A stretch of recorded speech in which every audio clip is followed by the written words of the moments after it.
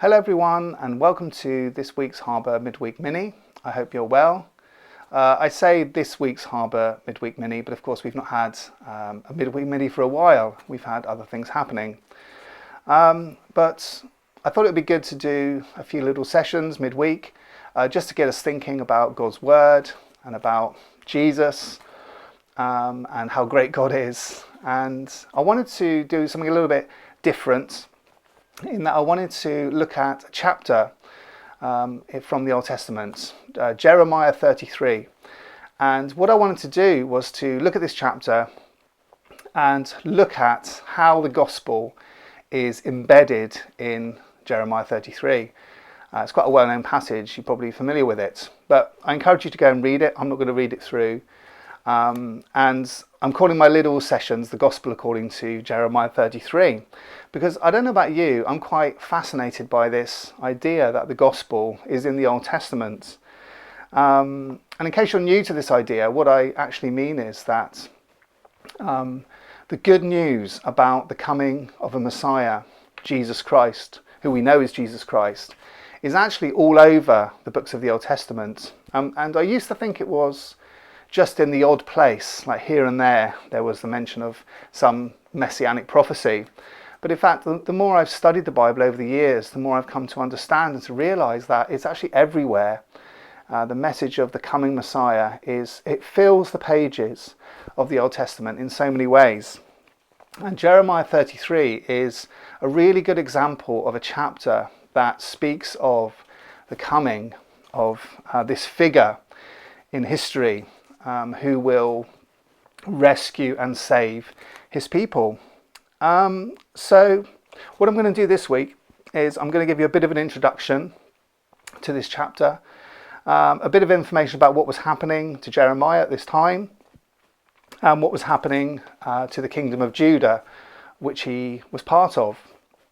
And I'm not going to bore you with history too much over the next 3 weeks. This week more than any other week. I'm going to have to talk about it a little bit, but it does really open up the passage in such an amazing way when you begin to understand some of the historical context. So a couple of things just by way of introduction to say about this chapter.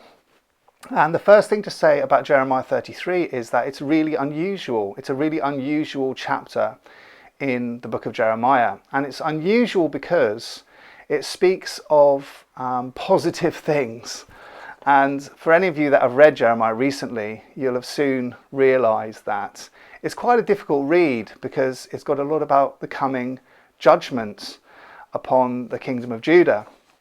And it's full of prayers of lament, it's full of prophecies of doom, and it has quite a bleak outlook. And yet, in the middle of the book, or near the middle of the book, there are actually 3 chapters, 30, 31 and 33, that have this positive look at the future of the kingdom of Judah, of which Jeremiah was part, in which some sort of restoration and reconciliation and a promise unfolds. And that's what we're going to be looking at. We're going to really get to grips with the text and what the text is saying over the next couple of weeks. So that's the first thing. It's positive, essentially. The second thing about this chapter is to say that chronologically it doesn't fit where it is. That is, it doesn't follow on from chapter 32 as you might expect. And really it's placed more theologically or thematically rather than chronologically. And I suppose because I'm a bit of a historian, I love to sort of make things fit on some sort of timeline. And I think particularly if you're trying to read Jeremiah and get to grips with the narrative of Jeremiah, it's very difficult unless you have some way of ordering the prophecies. So it doesn't follow on from chapter 32, we can see that just by looking at the very first verse. Gives us a little clue. It says, verse 1, "While Jeremiah was confined in the courtyard of the guard, the word of the Lord came to him a second time." And what's really interesting is that you would think, therefore, that chapter 32 would contain the prophecy that Jeremiah received for the first time from God. But in fact, if you look at the chapter before, the word of the Lord comes to Jeremiah in that chapter multiple times. So it follows, therefore, that some other chapter must have come before chapter 33. And I'll tell you more about that before the end. So what was happening to Jeremiah? The other thing that verse tells us, it gives us another little clue. It just doesn't just tell us that it was the second time he'd received a word from the Lord in that particular context, but it also tells us that he was in the courtyard of the guard, that he was confined in some way, and he was in prison essentially. He wasn't allowed to move around the city freely. So in order to really get how Jeremiah ended up under arrest essentially, and in order to understand that the message of this chapter, we do need to get to grips with the bigger picture of what was happening at the time. But before doing that, let me just say a couple of things that I think are just worth saying about the book of Jeremiah. And I think the first thing I would say is that I think it's probably one of the greatest pieces of literature to come out of the ancient world. I mean, you've got to remember this book is like 2,500 years old, and really there's no other literature, I don't think, that's equivalent to it in any way, comparable to it in any way in the ancient world. It's genius, essentially, on so many levels. The poetic language, it's full of poetry, it's full of these beautiful laments of Jeremiah. It's got a narrative force to the book which is, again, I think it's unparalleled. It's also an incredible historical record of a period which was it was a long time ago, and yet it gives us exact dates concerning the kings that were ruling, when they were ruling, who the rulers were of other kingdoms round and about in the Near East. So it's really valuable historically as well. And just to give you a sense of the bigger picture, you'll remember that Israel had split into two shortly after Solomon died, and the northern kingdom of Israel split off from the southern kingdom of Judah. And by this time, we know exactly when Jeremiah began his prophetic ministry. The year was 627 BC, because we're told at the beginning of Jeremiah that it was in the 13th year of King Josiah. So we know the exact year. And by this time, the kingdom of Israel, the northern kingdom, had already been exiled by the Neo-Assyrians. But what was happening in the south is the south were having to contend with a new force, a new empire that had risen, that of the Neo-Babylonians. And what we begin to see in the book of Jeremiah is the impact that this new kingdom was having, this new empire was having on this little kingdom of Judah. And I mentioned Josiah there as being the king under whom Jeremiah began his prophetic ministry. And Josiah, of course, was a good king, and he did a lot to restore worship after the terrible behavior of his father Manasseh. Josiah began to restore a true worship back into the kingdom. But unfortunately, Josiah made a bit of a stupid error at the end of his life, and he goes and fights the king of Egypt, Necho II, and they have a battle, the Battle of Megiddo, and Josiah is killed by an arrow. And the legacy of Josiah, unfortunately, was not a good one, because he actually left in his place sons who were wicked and who caused a lot of problem for the kingdom of Judah. In fact, there were 4 sons. The first one, Johanan, we don't know anything about. He probably predeceased Josiah. But the 3 remaining sons all sat upon the throne of Judah, and they were all incredibly bad news for this little kingdom. The other person I just think maybe is worth mentioning is the king who in 605 sat upon the throne of Babylon, and that was you've probably heard of Nebuchadnezzar and read about him. He comes to the throne during the prophecy of Jeremiah, And he becomes a central figure. He's the nemesis, if you like, in this whole story. He's the one who opposes the kingdom of Judah and eventually takes the kingdom of Judah into exile in 586. And a lot happens in those chapters concerning the different kings of Judah after Josiah. But eventually we get to Zedekiah, who is the very last king of Judah. And he's actually been placed upon the throne of Judah by Nebuchadnezzar, because the people of Judah had tried to put someone different on the throne, and Nebuchadnezzar got really cross, took the guy Jehoiakim, who's actually his grandson, took him into exile in bronze shackles, and Zedekiah is put upon the throne by the king of Babylon. I know this all sounds really confusing, but it gets, I'm just trying to get a little bit of the context. And Zedekiah is placed upon the throne. And the thing about Zedekiah is that he is desperate to rebel against Nebuchadnezzar. He really doesn't want to be a vassal king of the king of Babylon. And that's exactly what happens in 589 BC. He conspires with the king of Egypt to break away from the king of Babylon. And when Nebuchadnezzar finds out, he is absolutely furious. And as so often happened in these times, when someone rebelled, the king would act quickly to crush the rebellion.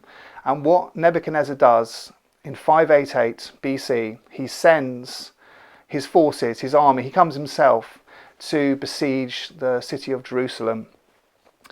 And that's what was happening at this point in the story, when we find Jeremiah confined in the courtyard of the guard. And we can place that moment exactly because what actually happened was, if you read the story, in 587, which was a Jubilee year when the Israelites, the people of Judah, were allowed to go back to their ancestral lands, the Egyptians had actually come up to help Zedekiah.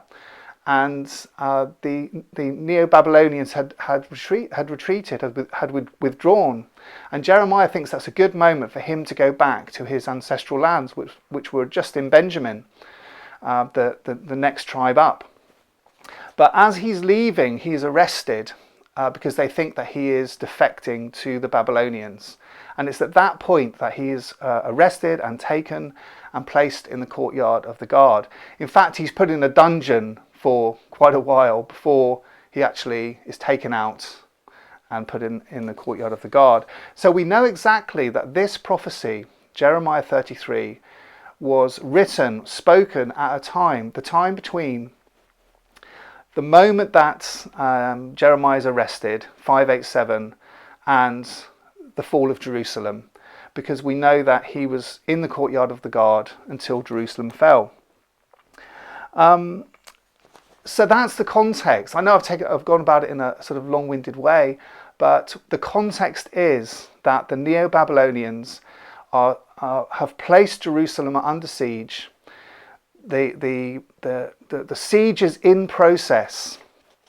Everybody's panicking. A famine is beginning. Jeremiah is in prison. Some people are trying to kill him. And it's at this point, when all this stuff is happening, that Jeremiah speaks the words of chapter 33. And just to give you a little indicator that this was the setting, there's a couple of little clues in the chapter. If you look at verse 4 and 5, it says, "For this is what the Lord, the God of Israel, says about the houses in this city and the royal palaces of Judah that have been torn down to be used against the siege ramps and the sword in the fight with the Babylonians." So here in this chapter, Jeremiah is referencing the word of the Lord through Jeremiah, is referencing the fact that the siege ramps are there and that there's even some hand-to-hand combat already taking place. And in verse 10 and 11, it also says, "This is what the Lord says, you say about this place, it is a desolate waste, without people or animals, yet in the towns of Judah and in the streets of Jerusalem that are deserted." He's talking about Judah and he's talking about Jerusalem in this state of desolation. It's a really bleak scene. And the feeling of the chapter is that the Neo-Babylonians are about to break through. They're about to break in. And Jeremiah has told them over and over again that the Babylonians are coming and they're going to kill everybody. If the famine doesn't kill everyone, then they'll be killed by the sword.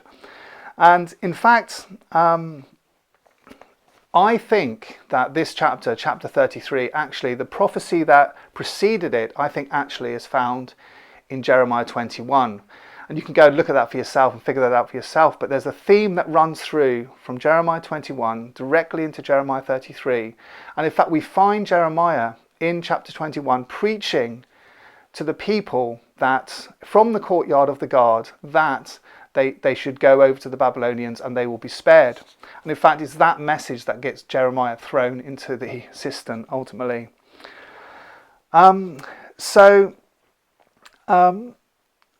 Basically, that's the setting.